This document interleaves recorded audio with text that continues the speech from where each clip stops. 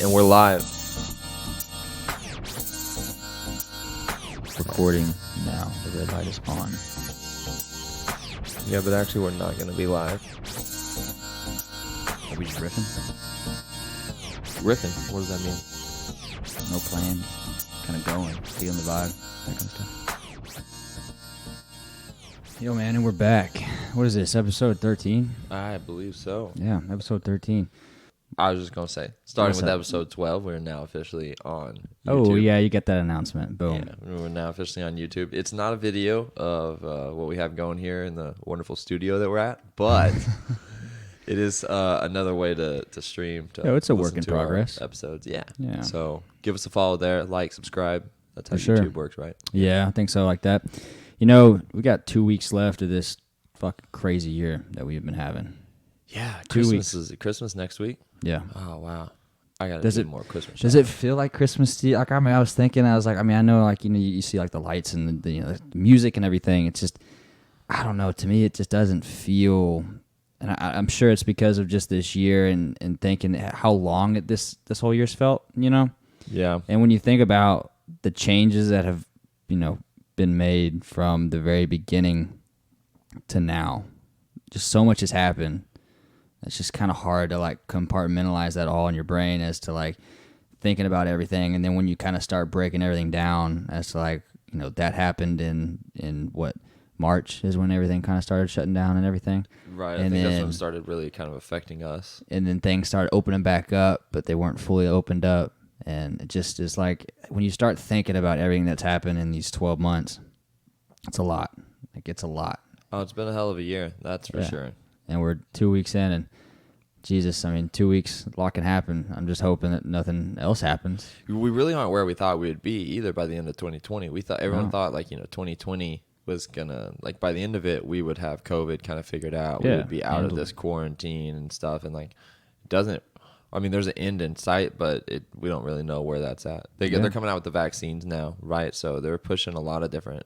There's 3 companies actually pushing vaccines. Right. I think Pfizer's the main one. I think Pfizer's the big one pushing the vaccines, and I saw a video of somebody they were getting one of the first shots. So I Yeah. guess people are getting them. There was like an older lady that I saw, and then there was it was like a politician of some sort that was getting it. Like, it was like televised. Like, he wanted to like have everybody see him getting it, just to Yeah. kind of That's just interesting, make right? people feel more comfortable about it. Yeah, what I- an interesting way to kind of go about things. Yeah, and the same with the older lady too. But yeah, you're starting to see like people sign up for it. So like I, have friends on Instagram and stuff that are nurses, and they like had posted like they submit for it. So I don't know if that means like they're guaranteed to get it or they're just on like the waiting list or how that all works, because I know like they're probably one of the first groups to get it. I know we're going to be probably one of the last groups to get it, just because we're not healthcare workers, we're not first responders, we're not, I guess, essential per se, even though I feel like I'm essential. Yeah, you might not be essential, but your boy's out there moving packages. Yeah, you work in Amazon. Dude, too. literally almost every day I got one today. Almost every day I get a notification, emails. It's been reported that someone from your facility is tested positive for COVID-19. Yeah. Well, They've yeah. got us testing every 2 weeks now. Oh, really? Yeah, literally. I mean, it's not required, but it's really it's heavily encouraged. So what, they just have like a little station you go to, Yep. and Yeah, they set it up like 3 or 4 days out of the week, like every other day. Yeah. And they set it up and they encourage everyone to go. You go during work. If you test positive, they don't let you come back in, make you leave.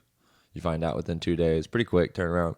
It's not like super invasive either. yeah, It's the nasal swab one, but it's not like the ones that you used to get for like strep, right? Didn't those used to like go up or something? Way up, They would go way up into your sinus cavity. they have like the hardcore one, and that one basically reaches all the way like down to your throat, because it goes up, because you can't even really, you're not supposed to do that one like by yourself, Yeah. because you have to like put it in just the right way to where you're not just gonna like, because your nasal cavity is, there's a lot going on in that area, and so if you just do one round, you're gonna stab yourself. It's not gonna feel good. And then they have like the ones that I had done, and it doesn't go as far. It's maybe like 2 inches. Yeah. Up your That's nose. like the one that we have that we do. Right.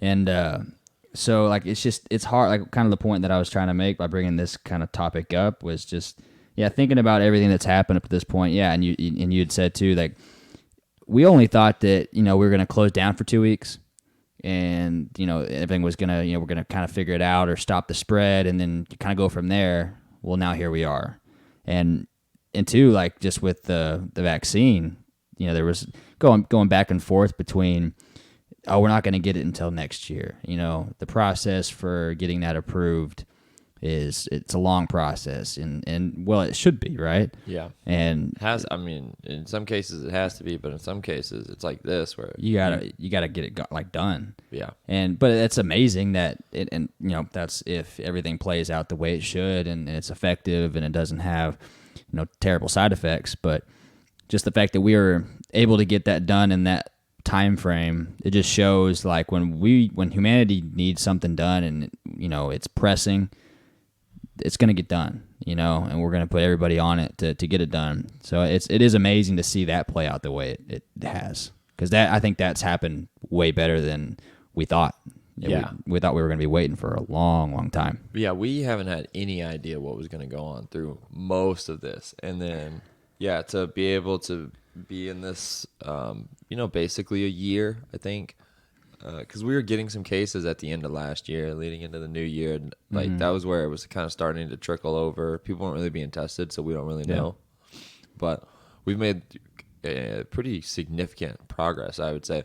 Kind of set a new standard for like what could happen in a pandemic situation like in the future. So maybe we're a little more prepared for it. I don't know, but I'm interested to see how 2021 is going to go. I saw some tweets that were like saying, y'all thought 2020 was just a bad year. What if it's just like the start of a terrible decade? And it's like, I don't think you should think like that. That'd be terrible. And I'm not too worried about it. I'm excited to see the positive things getting back to normal, but who knows? We may end up being shut back down again. I remember when we first got shut down, and I was irritated that it was lasting more than 2 weeks.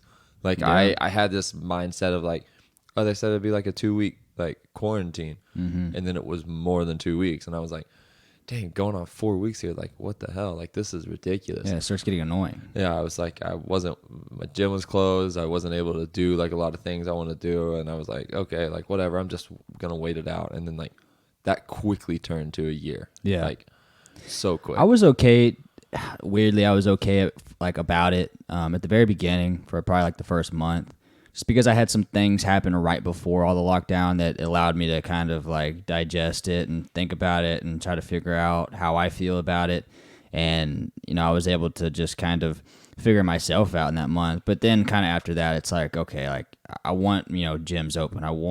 Because even my apartment gym wasn't open. So, but like we were able to adapt and find new things that we like doing and find a little bit about ourselves. And I know me and you especially, and I'm hoping for everybody listening. And we know like a lot of people that we follow on social media and stuff, just them finding new ways to live, basically. Right. Which was really inspiring. I remember like right when it first started, we all had that like crave of like how are we gonna work out? How are we gonna do this? I started going on like a bunch of like walks and hikes in the mornings, and then like I started acquiring some little gym equipment here and there. Made a little backyard workout gym. I remember whenever we had Macy's birthday, right? I don't know if you came over, but like Clint and Colt and I think Trevor came over like kind of early, and we all did a workout in the backyard. Yeah, I made that. Yeah. I made that thing at my parents' pull up and dip machine. Yeah. Yeah. We all just kind of like grinding it out. Like we had the Yeti cooler was like the bench. With the pillow on it. Pillow on it. The gross sweaty pillow. Yeah, gross. Thing's soaking up all y'all sweat. I don't think I watched it. I think I just give it to the guests when they come over and That's stay. Nasty. No, I'm not sleeping on that pillow. Dude, so like when you think about, I don't know, there's a weird kind of nostalgia feel whenever I start thinking about just that whole lockdown period when things were very uncertain. And I think about it, and I have this weird sense of peace when I think about it, if that makes any sense. I mean, I know that's not everybody had that feeling. I know a lot of people were stressed out and stuff, but I did have like a sense of like clarity during that time. It was like I was able to shut everything off because you were kind of forced to. The world slowed down. Distractions weren't, such in your face as they normally are and kind of what they are now because things are kicking back up. So there was like a sense of like, man, like, I don't know. I think I thrived a little bit and I grew during it. And I was actually listening to a podcast earlier today that kind of hit on that subject, and it was, Andrew Schultz has a podcast. He actually has this thing out on Netflix that's really cool. It's called Andrew Schultz Saves America. Go check it out. It's really awesome. He basically hits all the different points about all of what happened this year, but he has a podcast called Brilliant Idiots. And he just basically talked about at the very beginning of that lockdown, he kind of mentioned on one of his podcasts prior to this one of like, it's not about, the situation you might not be able to change. And most of the time you're not able to change your situation that you're in. It's just like your outlook. How am I going to handle this? Am I going to grow from this, or am I going to just kind of sit back and whine and moan? And I was thinking, like, while he was saying that, it kind of made me think like, oh, yeah, because I was kind of being introspective and thinking about myself and how I handled it. And I think I handled it pretty well. And, thinking about, for other people, if you think back, you can be like, okay, how did I handle it? Did I handle it well? And hopefully most people did. But, my situation is different than yours. It's different from the person listening right now. But it is interesting to think back on just this whole year, because a lot did happen and time moved in a weird way. And, things are starting to kick back up again. And weirdly, I'm feeling more stressed now than I did during the whole thing. Is that weird to you? Like, do you feel the same way? Or, I mean, I don't know. Just because everything is so busy now again. Yeah. Well, first to touch on kind of what you said about like how we handled it.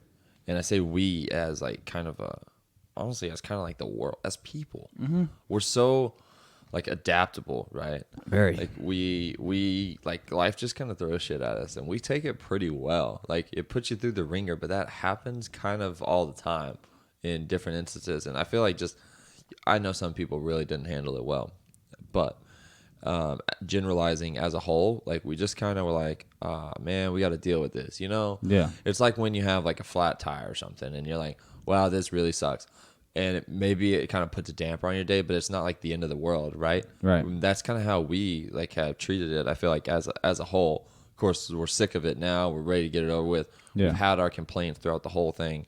People have lost lives. It's been terrible. Mm-hmm. But at the end of the day, we're kind of like, the sun still comes up the next day, so we're still living. Yeah.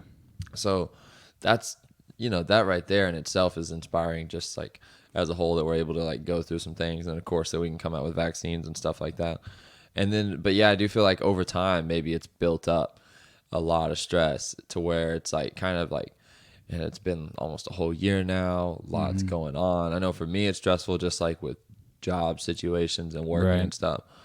And it's so weird working too, like at Amazon, because like the way they're so strict about it. Yeah. And then like going back into other parts of the world where like they're not the same kind of standards. But yeah, just maybe a lot of like pent up stress. But other than that, it's just another day. We're still living. And there's definitely a lot of beauty in this whole year too. You have to really kind of focus on that more than anything if you can. It's like I met a lot of good people in my apartment complex that I probably would have never met if any of this happened. Being kind of locked into this little area, this apartment complex, and then things started kind of opening back up, like the pool during the summertime, and so like there wasn't bars to go to, and so what did people do? They want to go hang out at the pool, and just I was able to meet a lot of people there. So there is like a lot of like good that has come from this for me personally. That I'm very grateful for. And so that's kind of what I try to think of. And I think that's what that whole kind of like nostalgia type feel when I think about this whole year and just kind of reflect on it. It's just like, I'm pretty happy with, how most of it is gone, even though it's been a very hard year. I've lost a lot, dealing with like, people and just certain things. But when you think about, just the good things, it does kind of make you feel a lot better about, my time spent in 2020, and it's, wasn't planned. I did not plan for any of this, and it just goes to show you that even when you have certain plans and you have things that in your head of like how I want this to go, and then they don't, really good things can still happen. It's like we started this podcast during this time. Right. And yeah. it's been an amazing thing. I've really enjoyed it. I know you have too. And so just things, and when you have that ability to adapt during these weird, stressful times that are very uncertain, to start new things and find new things about yourself that you didn't necessarily know of before. And it's a testament to like, humanity and our will just to keep going.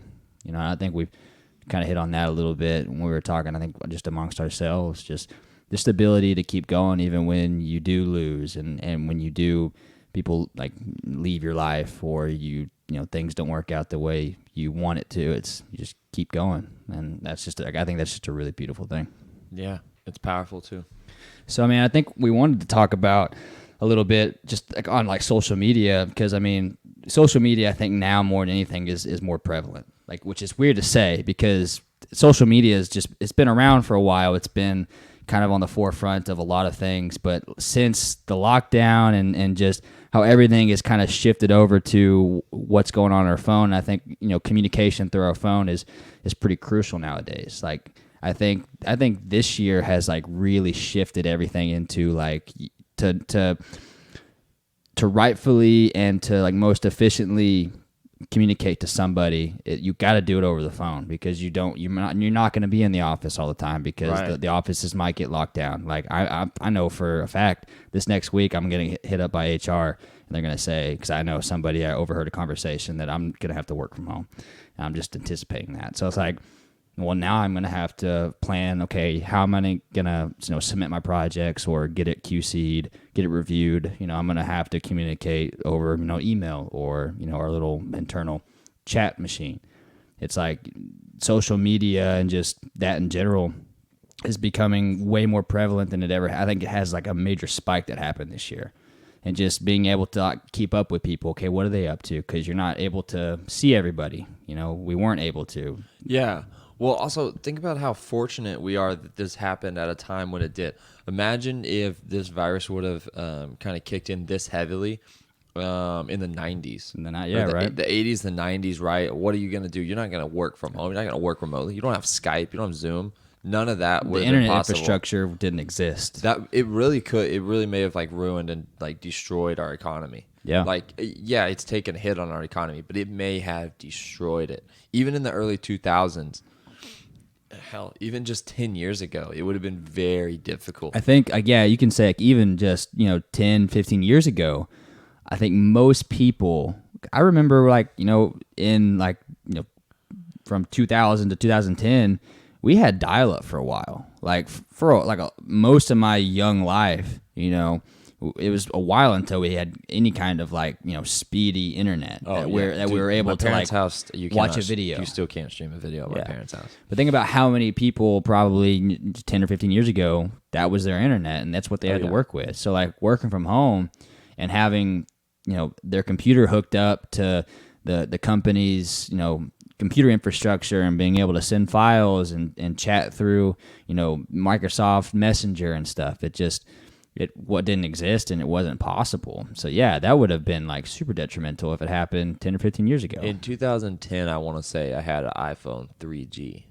I want to say that was like start of high school. Mm-hmm. And say 5 years before that, it was what you might could check your emails from a BlackBerry. Yeah, like, maybe. and that's if you needed a BlackBerry. Like a lot of people didn't have internet plans. That wasn't really a thing. It was expensive. I remember like I think my dad's phone, his work phone had an internet plan. He had a BlackBerry, and you could surf the web, but it wasn't even like convenient. It was difficult to use. It was very like rudimentary. You really had to need to look something up to even want to try to use it. And anything that you were looking at probably wasn't supported mobily. Like no, it wasn't.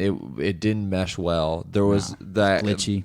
That conversations were not being had like they are now. Like you weren't just sending quick emails.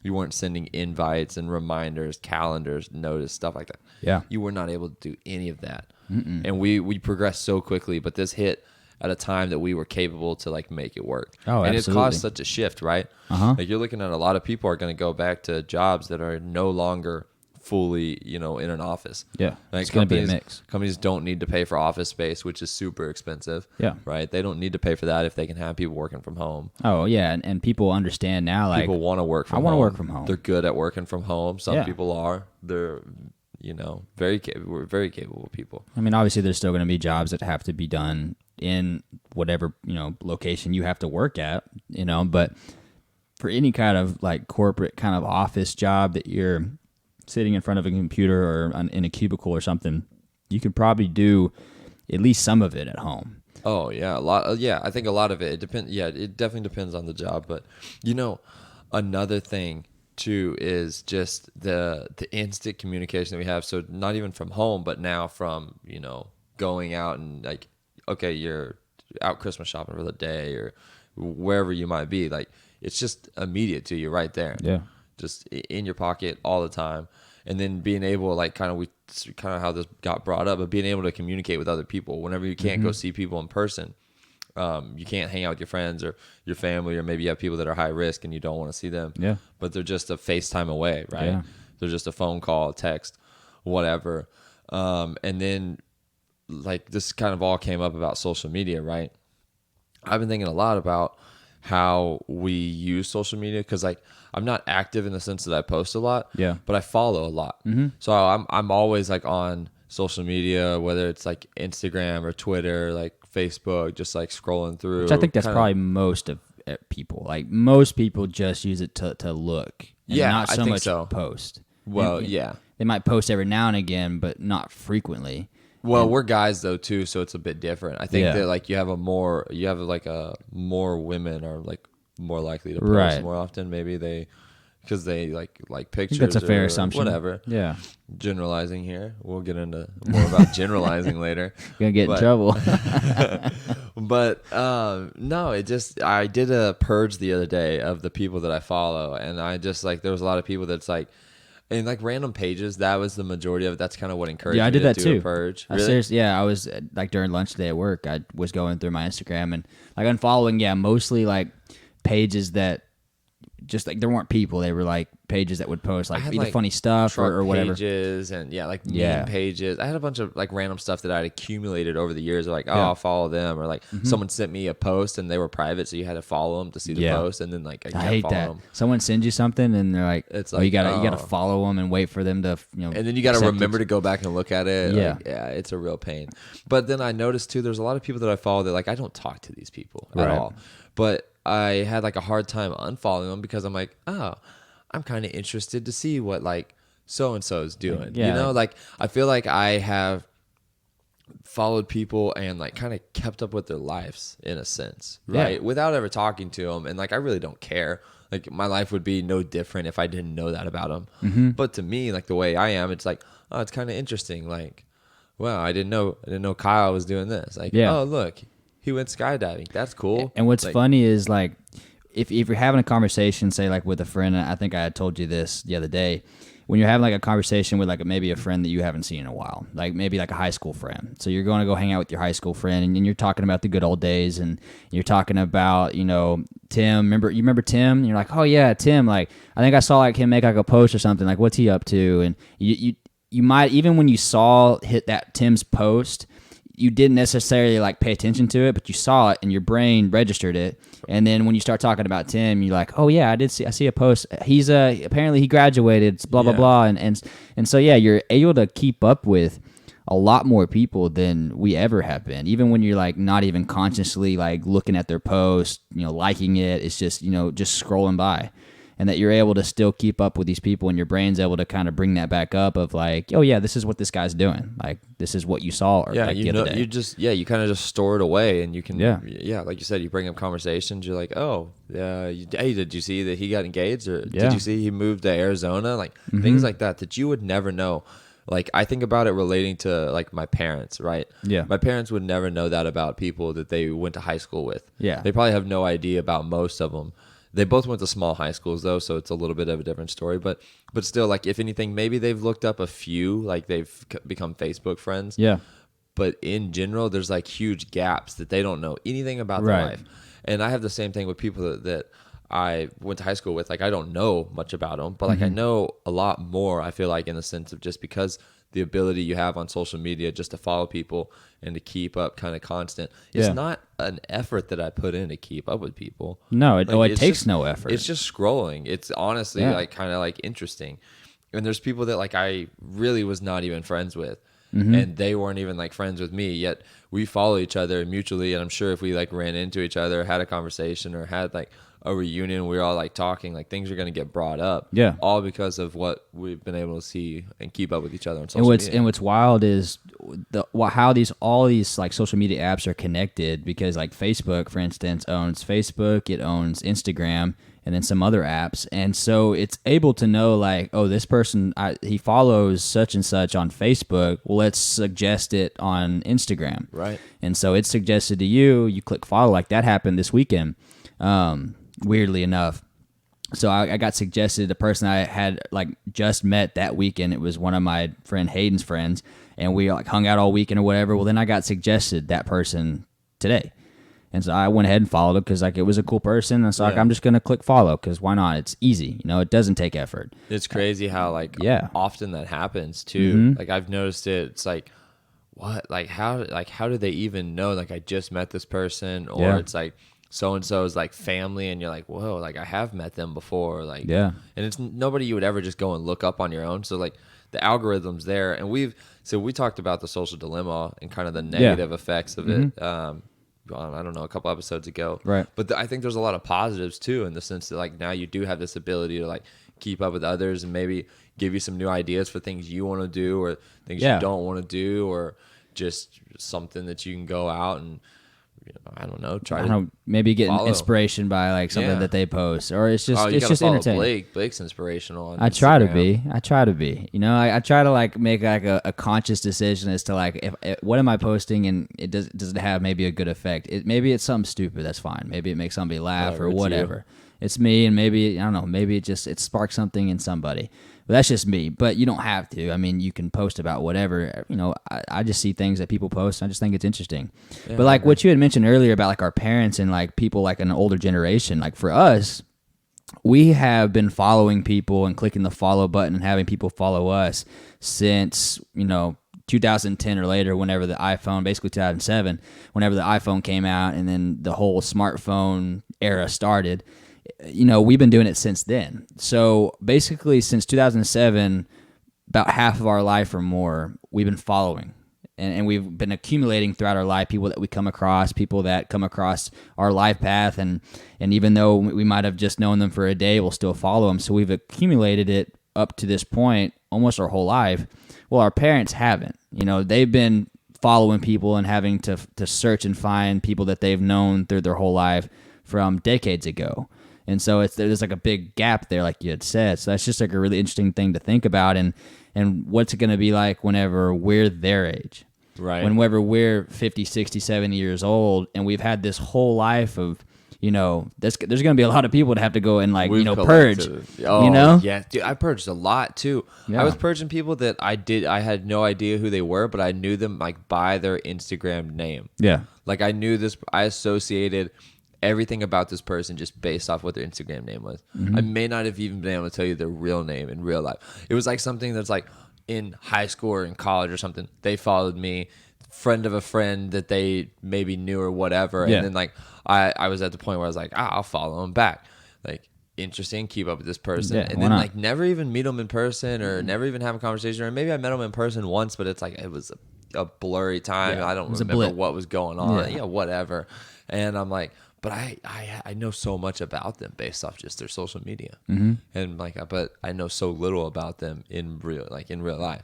And there was a lot of those that I purged. I was like, I tried to make like a conscious decision on like all of the people that I really don't like. That I really had no reason following. I was like, do I care to see like what this person like does? Like, no, but I have some weird attachment with like, well, I've kept up with their story. Why not?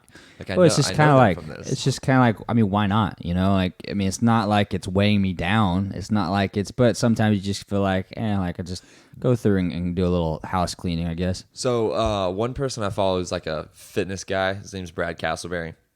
I followed him for a really long time. He's like this California, San Diego guy, like super swole, but he's kind of short, real stocky.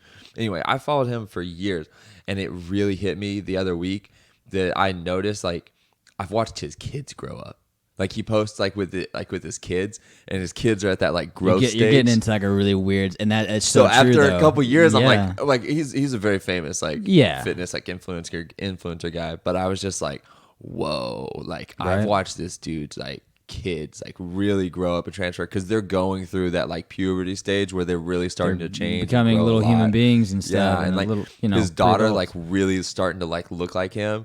Yeah. And I'm just like, holy shit! It's I remember when she was so little. Like, right? That's a trippy thing to think isn't that about. crazy? Well, like we just like celebrities in general. Like we know so like with social media, we know so much about them. Yes. And you have the ability to probably in an unhealthy way keep up with these people and talk about them and stuff. With the Kardashians, like Kardashians, that's like a pinnacle of their ability to just market themselves like wholly, like to be able to say like these are our lives, this is what we do on a daily basis. Yeah, that's like a whole another level. Like that's probably like the extreme. Like I would say that's probably the extreme of like kind of this thing. But yeah, the ability just to keep up with like just celebrities and just people and like we have.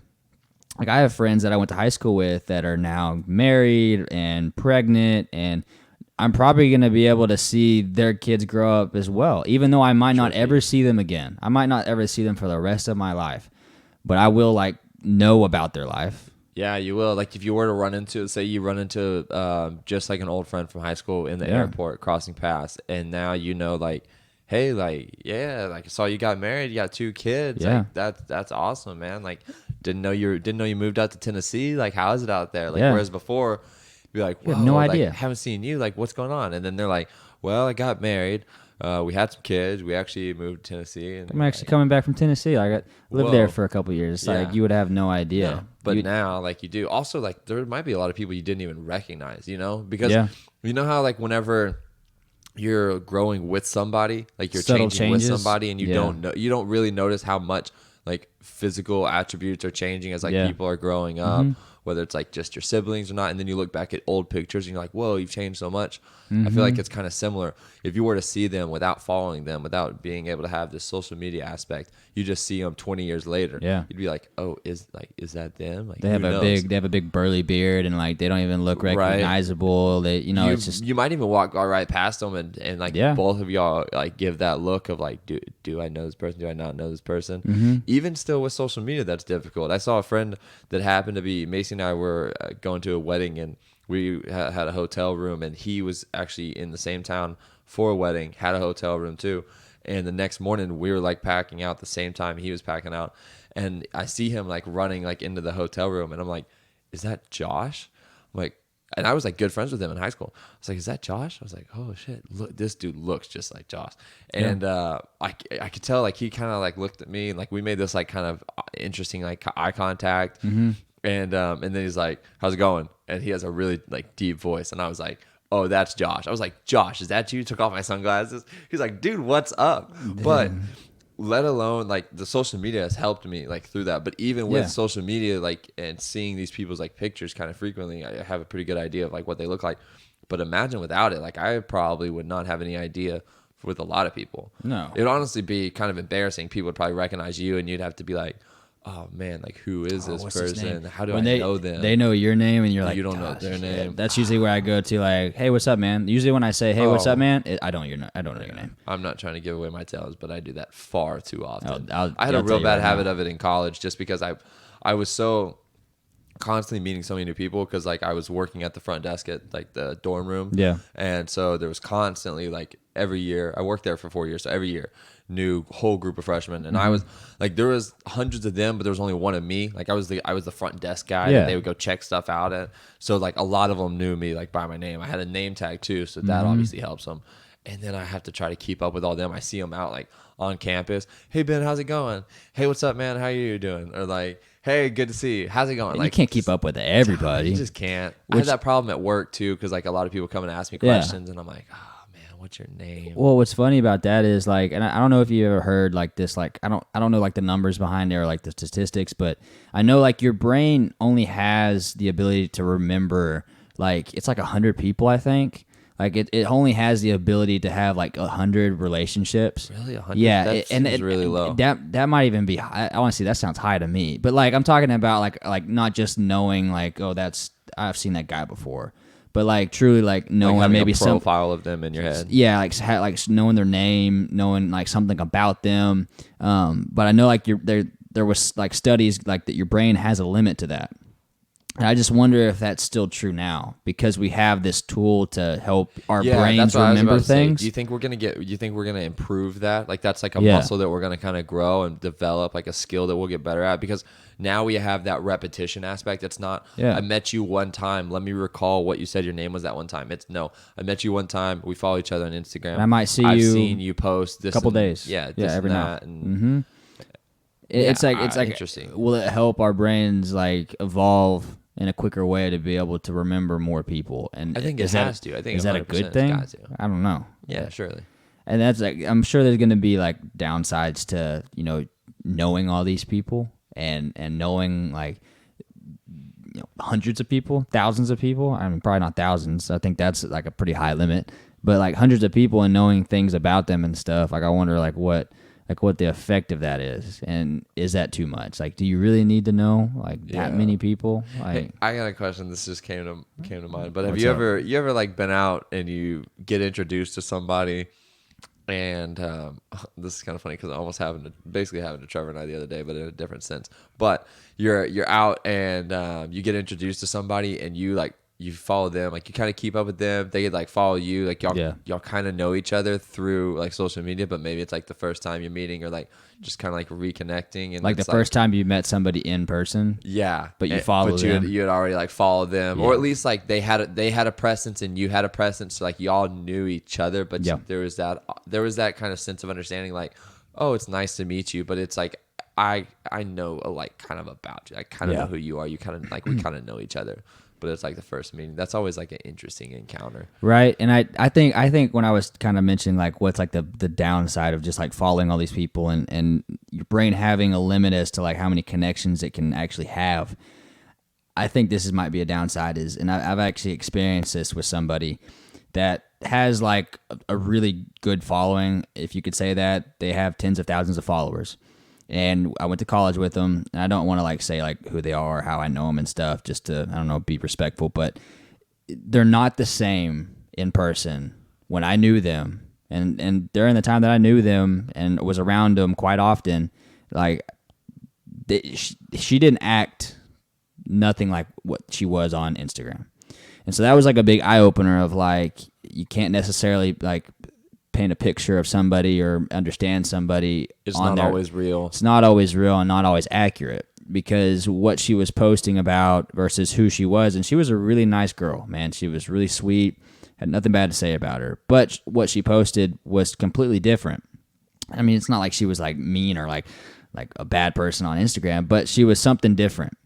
And so it's like, man, like that was kind of a big eye opener of like, even though like, say like you meet you follow somebody on Instagram and then you see them in person, it can be kind of a mind fuck of like, oh, that's not what I thought they would sound like. Yeah. Or like, this is not how like I thought maybe their mannerisms would be. Like, it's just like they act like that's who they actually are. And so like, I think your brain is like, oh, like I thought I kind of like knew who this person was, like maybe in their head of like how like I painted them like in like the picture. And then when you actually meet them, it kind of jars you a little bit because it's, oh, like this person's completely different. And I think your brain has issues connecting those two.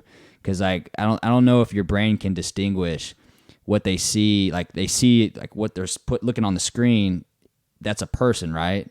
Well, I don't know if it can distinguish if that's just a picture of a person or if that like versus like an actual person sitting in front of me. I get what you're saying. You know what I mean? That's it's a little confusing to kind of think about and explain. But I think it ties well into like our generalizing topic, right? Yeah. So you only get like a certain amount of like output from these pictures that you're seeing, a certain amount of like information, and from there, based off maybe people you know, things that's happened in your past, experiences you've been through, you start to build a profile of the person. Yeah. Right. So you see them constantly posting pictures. Maybe it's they always post pictures of them like out drinking. Maybe that's like majority of what their posts are. So in your head, you start building up. You're like, oh, this person likes to go out and drink a lot of time. Like they like to have a good time. Maybe they're probably very outgoing. Maybe they're very talkative. Yeah. Then you meet them in person, and you're like, wow, like you're so quiet. You sat there in the corner. Like you don't mesh well with people you don't really know very well. Yeah. Or whatever. So it's like kind of that differences. But where I was saying is like there's that generalizing aspect of things too, where you start putting different qualities or features or attributes to people that you may not know, you start drawing those conclusions. Yeah. Right. And of course they can't always be right. So I think that's like kind of what you were getting at, is that you built up this almost this like persona of what the person is, and then like, you meet them or actually spend time with them, and you're like, wow, you're nothing like what you're and you're painting Instagram this made you out to be. You're painting this picture of like of somebody with very limited like context and like context clues and stuff, like things that you would normally use to build up a person and make a profile in your head of who they are, and to actually get to know them. Yeah, it's very limited through a single post or even a couple. It's just you don't get that full picture, and your brain's not able to fully have all those like connections of like, okay, who's this person? Are they a good person? Are they a bad person? Are they this or that? And yeah, I think your brain can automatically like generalize. You know, it's like, oh, this person has this skin color. I would assume they probably act like this. And it's like, well, not necessarily. Like you might meet them in person and they're completely different than what your brain automatically tends to generalize, like those kind of people, you know? It's like, and that does like kind of sound racist, like when you kind of start like saying stuff like that and explaining it, but it's true. It's like, and generalizing and stuff's not all that bad. It's not always bad. It's not. And it's not even like intentional. So, no.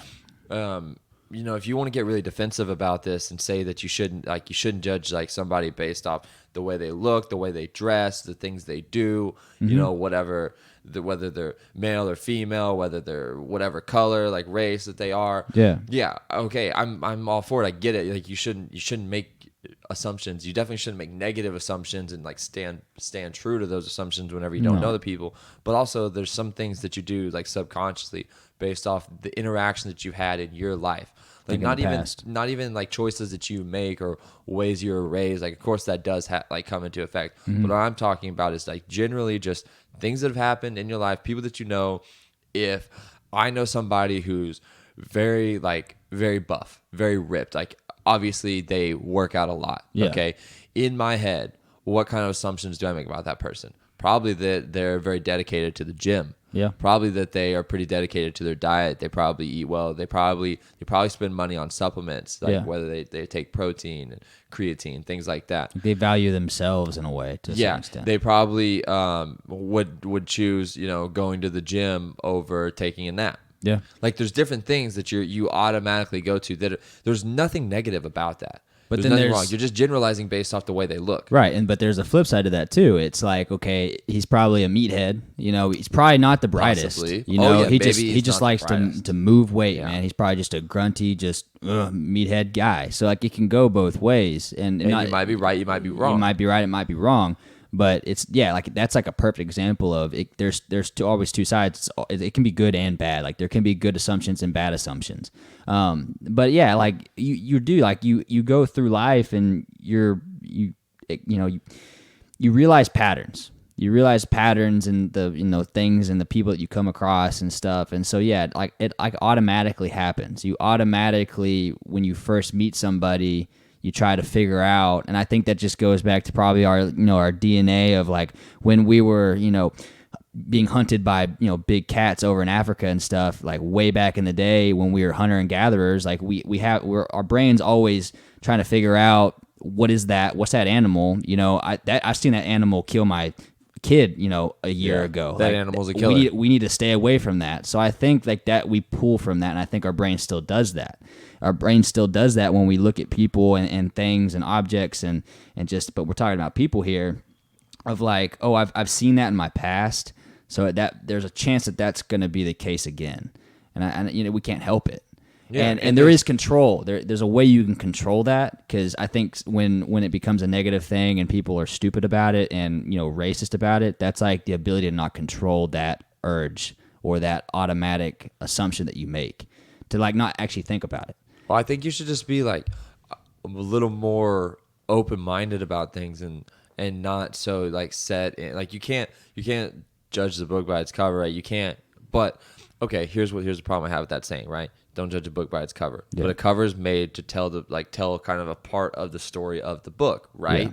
So if you want to look at me and say, well, like don't judge a book by its cover, but by the way that I dress, I'm giving off the image of myself because this represents me. So honestly, like you can judge me by my cover a little bit, Yeah, you can't but make there's you some can't draw aspects of big that cover. conclusions Yeah. and stand by it because Yeah. you might be wrong. And whenever you're proven wrong, or whenever you start to recognize that you had something that was off about whatever you thought about the person or whatever it may be in this instance, Yeah. you have to have the ability to step back and say like, oh wow, like not at all what I thought about this person. Right. But And that's no big deal. That shouldn't be a big deal, right? That's pretty normal. No, and it shouldn't be. And what kind of sucks is like there are some attributes and aspects of that book cover that you have no control over, and life just gave you. And so that's what sucks. It sucks when people judge you on that aspect of your skin color, and you had no choice as to what your skin color was, and then people make assumptions about you on that. I think how you dress, that's a different story. If you you want to pick that. I get what you're saying. if you want to dress like a thug, I mean, people are probably gonna be hesitant towards you or very accepting of you depending on how they look at the way that person's dressed. It's like going into a bar. Some bars don't allow you to wear Jordans, which is weird. That's a crazy thing. And that's very true. Like there's a lot of bars that do that. And you could be dressed, fly up. Like you could be just well dressed, real well kept if you're wearing Jordans. No. Yeah, Barry and Kiki got us kicked out of Fort Worth bar for wearing Jordans. Yeah. They were like, no, you can't wear Jordans in here. Right. You're like, what? Like that's crazy. Uh-huh. There's a place back home in Temple. It's like a big bowling alley, kind of like game center, and they won't let you wear a hat backwards. Yeah. It's like it could be gang affiliated. And it's like, wow, that's crazy. Sometimes whenever I'm bowling, I need to turn my hat around backwards and put it in sport mode and really start bowling strikes. And you can't turn your hat backwards there. And it's like that is a perfect example of this like generalizing scenario where you know nothing about the people, but you do know that in some instances there are cases where that is associated with negative things that you're trying to prevent. Yeah, and you're like, I'd rather prevent that than take the chance of just maybe that's just how they wear their hat. Yeah. It's just like you make that decision, and I guess you have that right to. Yeah. But it's a complicated thing because that person wearing the hat backwards is gonna get offended because they're like, well, what the heck? Like I'm not gonna cause a problem. Like I've never gotten kicked out of a bar before. I just wear my hat backwards, but that's their rule and that's their policy. It's like it's hard. You're not gonna be able to not offend people. Like it's just you're going to. Something that's important about that is you can't make exceptions because that's where that gets to be a slippery slope, right? So if you have somebody walk in there fresh off of a dinner date, they're very well dressed, they have a hat on, they turn their hat around backwards, and you kind of let it go because you're like, oh, this person's obviously not like gang affiliated, right? And so you're like, oh, okay, whatever, no harm. But then you have, a group of people come in that are, like you said earlier, like maybe they dress more like thug style, right? And like that's just how they dress. Like that's just what it is. There really is not anything wrong with them. It doesn't say anything about their character. But they come in and they turn their hat around backwards, and then you go up to them and you're like, hey, you can't do that. Like could be gang affiliated. They're going to get offended by that because it's not really the hat backwards that is like causing you to like approach them and make that decision. It's the whole way that they dress and the way that you're judging them for that. So that's where you have to, if you're going to make a decision like that, you have to stand by it, and it has to be like a no tolerance type rule, fully across the board. This is the rule that we're going to make, and no one's going to like, and that's how they do it. It's very complicated. Even when we use like this example, which is, I feel like it's a pretty safe kind of version of this kind of topic of just kind of how you dress, right? Because that's something that you can change, and it's maybe a little bit more understandable as to like maybe why like a certain restaurant or bar isn't accepting of that versus they want you to be dressed a certain way, and it's a little bit understandable. But it's like some of those assumptions aren't bad, even when it's things that you can't change. It's like for me, like I ran track in college. I'm a super white dude, but most of my teammates were black. I mean, that's just how it was. Whether you want to look at it the way you want to look at it, that's fine. But, they have rhythm, and they have like this energy about them that I respect, and I kind of wish that I had. It's just something that I always admired about, African Americans and black people. They're always kind of loud, but especially when like music comes on, like just the rhythm just kind of flows through them. They're always having a good time when like a good song comes on. It's just like, that has generally been my experience, dealing with and having black friends and just being around them. It's just that's something that I've noticed. It's like, is that wrong to have that be an assumption about all black people. No, not Yeah. all black people are like that, but it's not a bad thing even if that is something that is involved with that single person. You know I what I mean? believe that I support you. That's really, I think that that's pretty true. I was actually talking to this guy I work with, this black guy. I was talking with him the other day, and I was like, the thing about black people, and like I'm generalizing here, and I really hope this is not going to come across racist at all. But just the thing about like what I've noticed is like they're very expressive, whether it's a Yeah. good mood or a bad mood, they're very expressive. Yeah. And that's why I think I get along with them whenever they're like having a good time, because I'm expressive when I'm having a good time Right. too. So like we mesh well together. Like you never have to guess. Like for me, like always hanging around like my like black teammates and stuff. Like I never had to guess what mood they were in because they were very expressive. They were very outward about how are they feeling. Are they real pissed? Are they having a good time? Are they happy? Are they feeling this music that's playing right now in the weight room? It's just like I never had to guess. I know plenty of white people that I have no idea how they're feeling. Like I know I'm probably one of them. Like I probably look like I'm fucking pissed, like on my outside, but I'm fine on the inside. It's just like, but that's just like how I was raised, I guess. It's just like my environment made me that way a little bit. But it's just like that's not a bad thing. Like, but I admire that, and it's just like you can generalize people in a good way, and this is such a weird conversation to have because it can come across. It feels touchy. Like I've thought about that every Yeah. time we've said they, right? Yeah, Because it's like you're grouping them together, but I really don't think it's rooted from a race thing. I think race is like a way that we're describing it, but I think it's a culture thing, and you and I talked about this. Yes, it's more about it's all more about culture, right? Yeah. But like a culture's okay, like, but race is kind of bad, right? Whenever you're gonna call a lot more somebody, touchy. yeah, exactly, which doesn't make sense, but like it's rooted from a lot of like negative aspects of race with where we've come from and how we've been progressive. Yeah. So I'm okay with switching over to kind of using this like more adapt language. And say that it's really about like their culture, which is like the way that they were raised, the way that their like ancestors have come up. Yeah. And so that's where it comes from. One thing that the black guy that I was talking to at work, that was like, yeah, dude, we're totally like more expressive, and that's how he is. We're playing music. He's always like having a good time. Like we're out there, and like whenever he's like not having a good time, like you can tell. Yeah. And I don't think there's anything wrong with that. But he also pointed out, he's like, have you noticed that like Asian culture is like more quiet, less head expressive. down, work, do your like. And he said that he feels like a lot of times like they're like the two don't mesh well. Yeah. He's like, a lot of times I feel like it's hard for me to like relate with them because I'm loud and they're not, and they get like intimidated by it.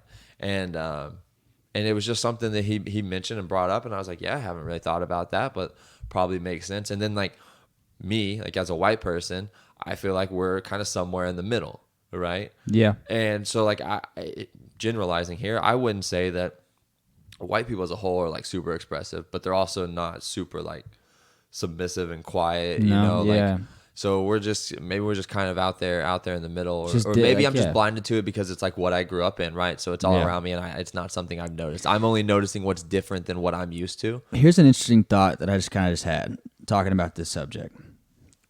I think this topic of like, I feel like we're becoming more like homogenous. I think like as like culture in a way, culture is like kind of blending, and I do think 50 years, 100 years from now, 200 years from now, there's not going to be such a defining split between cultures. I think just with our whole world being so connected that we're not going to be able to say these kind of things, right? We're not going to be able to say like, African American culture seems to be a lot more, unless culture really does stick around through all of this, connectedness and just the mixing of it all.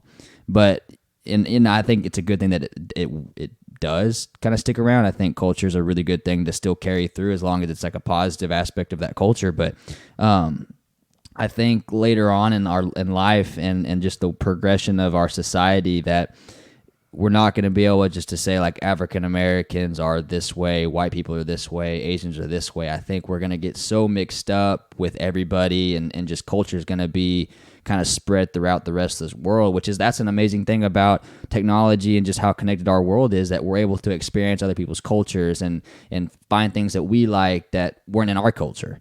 It's like hip hop. Like hip hop is not in my culture at all, but I love hip hop. It's one of my favorite types of music. Yeah. It's like I love it, and it's a part of my life now. I listen to it all the time. But it's like, I think, like, for that example, I think that you can kind of say that at just about everything. It's like, Asian food. I love Asian food, man. Like, and I eat a lot of rice, and it's just eat a lot of Mexican food, right? Yeah, and so it's just like, those are kind of simple examples of just like, I think later on in humanity's life, the further we go on, the more kind of mixed everything's going to be, and just it's going to be, I think you brought a good point up too, that like the way social media plays that part, tie this back into social media and the way that we're able to like observe people. You're also able to observe people that aren't in your area. Yeah. So you get to experience their culture. You know how you get really into some video or some like YouTuber or maybe a podcast or something, and you start to kind of act like them in a sense, like little parts of them start to rub off. Mm-hmm. I think that's where we find that like kind of culture merge. Yeah. And I was thinking while you're saying this, because I was trying to come up with a good example, because I felt like why are we seeing so many of these differences whenever it comes to culture, their background, ethnicity, their race, things like that. But there are differences just across white people in the U.S. whenever you look at like Southerners versus Northerners, right? Yeah. The way we talk is so different. The way that we act, the things we do for a living, the way that we get our food, right? Mm-hmm. If you think of like Southerners, I feel like a lot of time you think of like hunters, fishermen, things like that. Yeah. And whenever you think of Northerners, depending on like what you think of, probably like more like East Coast Northerner type, or like, East Coast, like, or coastal people. Like if you think of like a California person versus a Texan, or a California person versus someone from Alabama. Yeah. Like that's a big difference, right? Someone from New York versus someone from Montana. Mm-hmm. I think there's going to be a huge difference there. Take color, their skin out of the picture. Take ethnicity out of the picture. Just from general geographically where they were raised, there's going to be a huge difference there. And I think like our like cultural like separation and the differences, I think back in the day were probably more clean cut, because Africans come from Africa, like that continent. Asians were over and the ability to move and mix around was a lot harder. Yeah. And now it's really easy. You can live wherever you want to live, basically. And you get that influence from people all the way across the country. So it's like culture is becoming more solely, and I think it's going to become more solely this the further we go, of like, it's just kind of where you live. That's going to be determining of what your culture is. It's like, our East Coast. It's like, that already has like a kind of a stigma to it of like, oh, that's kind of how those people act. I've heard they're not that nice, but they are out all the time. They're very active. They have, certain likes and dislikes in that part of the country. And then, East Coast is a certain way, man. They're real, just get it done, very quick and very precise on like communication. They don't have like that country drawl of just kind of having the conversation and having that kind of politeness, or the need to feel like you need to like open the door for somebody or whatever. It's just like, I feel like it's going to be more so of like where you live is going to determine your culture. Because right now we're living in like a time in humanity of where it's kind of the mix. It's like you still have that culture of like, for like an African, or like, I'm just going to use my example of like, I have that Irish German kind of mix of my culture, and that came from people that lived in that one area, like Ireland. They lived on that one island, so they have that one separated culture. Well, now that's not necessarily the case, because Irish people, they live all over the place. Right. And so that's all just kind of getting mixed in. And you're not really surrounded by that anymore. Instead, you're surrounded by the people that you play track with, that you run track with, or you're surrounded by the people that you work with. Yeah. You have your, whatever it might be. So that now becomes like your culture. You have people that you follow. That's true. Yeah. That's like the whole point of like influencers. They influence people that follow them to, choose something that they like, and they start doing it, or they listen to the music that they put out. It's like, that's what modern day influencers are doing. They're spreading basically their like basically self culture, to other people. Right. And so that's why I believe, like, with all this technology connected to this, it's all going to start mixing in the further we go down this road. And that's what I'm talking about. Whenever you like pick up on something and you start to act like a person that you follow, or like, Yeah. I'll have friends that I'm really close to that come up with a saying, or they catch on to a saying from maybe someone they follow. They start saying it. I catch myself saying it whenever I'm not around them, and I'm like, oh man, this has really like influenced me, and that starts to build in your spreads. culture. But now we get to see it from social media. We get to Yeah. see it all over the place. Okay, so like one more thought on this. I think that's one of the reasons why, like, I know like racism and stuff is an issue because it's an issue. It's not a good thing. We need to take care of it. But I think why a lot of people are confused as to like why is that even still a thing is because we're in this moment of having just I don't know, where racism was something that was so embedded in humanity and stuff, and we're now at a point now where we're kind of like we're in like the social media, people all mixing in with each other, and so it's really confusing to be kind of in those two worlds now. Like we're kind of moving out of it, I think, and so that's why people are like, a lot of people are really upset because they're like, well, like we live amongst each other, and whites and blacks and Asians, we all live amongst each other. We all eat each other's food, and we all consume each other's culture. Why are we still racist? It doesn't make any sense. It's like the left side and the right side of the brain like not agreeing with each other and really confused, even though they're part of that same brain. And so that gets really uncomfortable. So I think that's one of the reasons why like racism right now it has a major spike in people being very upset that it's even still a thing, because it doesn't make sense as to like why is it even a thing? Like it's a hate thing. Yeah. It's like it's just people that have hate in their hearts, right? For other people, and then they pick out a way to separate themselves from that person. Yeah. And the most obvious one is the way you look, the color of your skin, right? So it quickly becomes racism. But you see that with a lot of things too, like people that have like a Trump bumper sticker versus a Biden bumper sticker, and like all of a sudden these two people don't know anything about each other, yet they hate each other, and it's like all because of what they like think that they know about them because of their beliefs. So people, that's I think where racism came from, what they think about this person because of the color of their skin. But we all live in the same country. Also, we all pay the same. We've been very progressive. Like I say this as a white person, so maybe I'm not like really not allowed to think like this, or it's not really fair, right?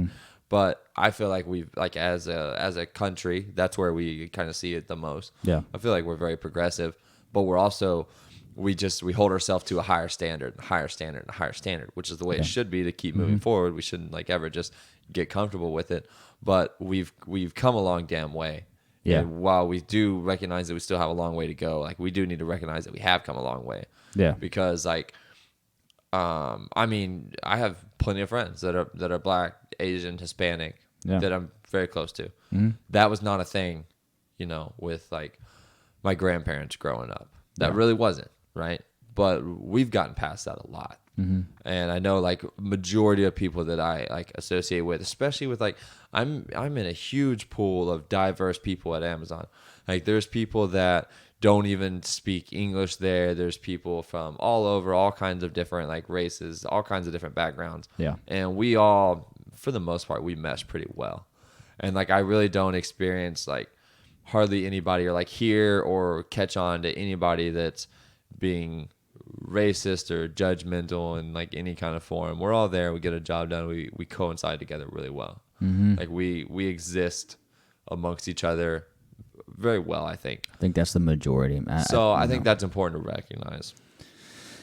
Oh man, but dude. We don't have to stop there. We don't. We gotta keep going. But no, dude, I like that conversation. I think we had some good thoughts. I don't know. It's an interesting thing that when you think about it and you kind of sit down and you make an effort to kind of try to maybe understand it, as confusing as stereotypes and what that is and what it actually means. And we talked about we talked about having this conversation, but we also talked about like, are we able to have this conversation?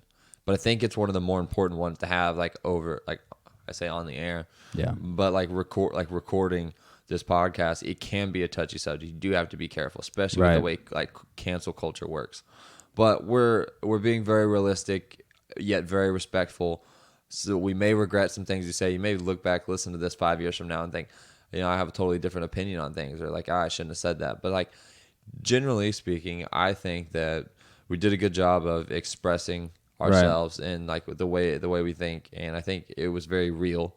And it's also a good example of how a lot of people think. And I think majority of it is perfectly acceptable. And even if I had said something earlier, and I hope it happens. Say if I say something earlier that wasn't correct, I would hope that someone would correct me on it, or at least bring it up to my attention, where it's like, hey, like, remember on that episode you said this and this, like, I don't really agree with that because, so like that's a good thing. That's a good because you need that feedback on opinions to give somebody the ability and that chance to change if it is a wrong way of thinking or if it's a wrong idea. And so, yeah, it's like it can go both ways. Like, I think we did a good job with this conversation of bringing it up, and I'm glad we did have it because, yeah, we did. We were kind of questioning, should we or should we not? I think people need to stop doing that. I think people need to stop. I mean, obviously, if you're going to say something horrendous, don't say it. Be conscious of what you're going to say. But if you're trying to work, which is what we're doing, we're working it out in our brain. We're working it out in conversation as to like how we feel about it and trying to kind of understand it better. That you need to do that through conversation. I would love for someone to hear this and reach out to us and say, hey, this is something maybe I disagree with, or you said it this way, and here's why. Yeah. Maybe I have a little bit of a different perspective. Right. Somebody from a different culture, from a different background, from a different location, or just somebody with a different little bit of mindset. These are my different experiences. Opinions. Yeah. I love to hear about that. I love talking to people about that. And I've been thinking about that a lot lately of like what I want from this podcast and where I would like it to go is to have that actual feedback to where like we're hearing from our listeners to understand kind of like the stuff that we're putting out, like how do people feel about it, and have that kind of to be able to use that. Well, because that allows you and I to grow. Yeah. Right? That allows our mindset, our mentality, our understanding of the world, our understanding of people's culture, our understanding of just how diverse everybody is. That allows us to grow. Like, that's something that you and I feel like pick up on, and like that's we want that kind of growth. Yeah. Like we're not tied to our ideas, and we're not stuck in it. We don't want someone to just come in and agree with us. Absolutely. We're okay with, the devil's advocate or just somebody going against like what you're saying and saying, hey, like I get where you're coming from, but listen, dude, this is the way it is where I'm from. This is how it works. That's a powerful thing to be told, like, hey, maybe you were wrong about that kind of thing. And if you're like welcoming you're open to accepting or at least thinking about, was I wrong? I had this one. Yeah, you're right. I had this one instance where I was hanging out at the pool with this girl, and I had made a wrongful, judgmental comment about somebody that was hanging out at the pool too, and she called me out on it, like straight up called me out on it, and I like it like kind of put me back in my seat because it was like, oh, I really did just say that, like. Now that I'm thinking about it, like I wouldn't have noticed if she didn't call me out on my bullshit. Yeah. And it's like I was really happy that she did. Right in that moment, I was like, oh my God, like I don't ever want to do that again. And so when I ever have like that kind of like a judgmental thing pop into my head, or at least I try to, is to like think about back at that time of like, Blake, you did that once before and that did not feel good. Like remember that and don't do it again. So it's like being able to be open. And I'm glad I have that quality. I know not everybody does, but the more people that do, I think the better that we're going to be.